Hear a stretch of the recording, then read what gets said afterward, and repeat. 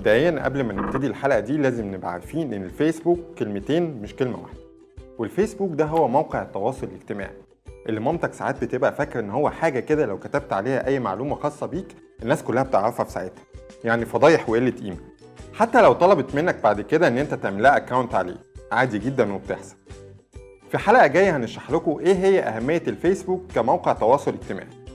بس خلينا المرة دي نقولك ازاي تعمل حساب جديد على موقع الفيسبوك، او ازاي تقدر تشرح لواحد ان هو يعمل حساب جديد على موقع الفيسبوك. طبعا لازم يبقى عندك ايميل علشان تقدر تعمل حساب جديد على الفيسبوك. فلو ما عندكش ايميل روح للحلقة اللي شرحنا فيها ازاي تعمل ايميل وده اللينك بتاعها. اول خطوة افتح الموقع www.facebook.com، املى بياناتك وتأكد انها صحيحة وسرية، وبعدين اضغط تسجيل sign up في المربع الاخضر.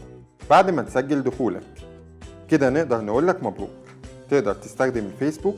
بس لسه في خطوات تانية زي انك تلاقي اصحابك اللي عندهم فيسبوك برضه، ودول الفيسبوك هيلاقيهم عن طريق الايميل بتاعك.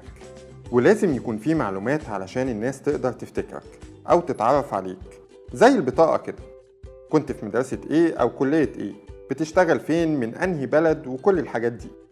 واهم حاجة طبعا في بروفايلك هي الصورة، بس دي ما ينفعش تحط فيها طبعا صورة البطاقة، وبلاش صور دباديب ومناظر طبيعية والكلام ده، علشان الناس بتحب تحس ان هي بتكلم حد حقيقي مش دبدوب. كده البروفايل بتاعك جاهز، ودلوقتي تقدر تدخل وتتفاعل.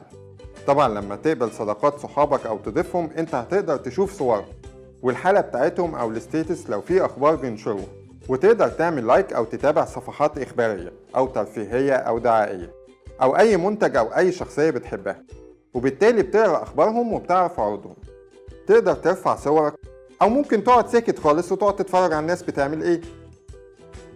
وطبعا اي حاجة بتكتبها او صورة بتحطها تقدر تحدد خصوصية الناس اللي تقدر تشوفها او تعلق عليه. من المكان ده بتقدر تدوس عشان يطلع لك الاختيارات اللي تخلي كل الناس تشوف اللي انت بتكتبه، او قائمة الاصدقاء بس، او جزء من افراد قائمة الاصدقاء، او ممكن في الاخر تكتب حاجة ليك وانت بس اللي تشوفها.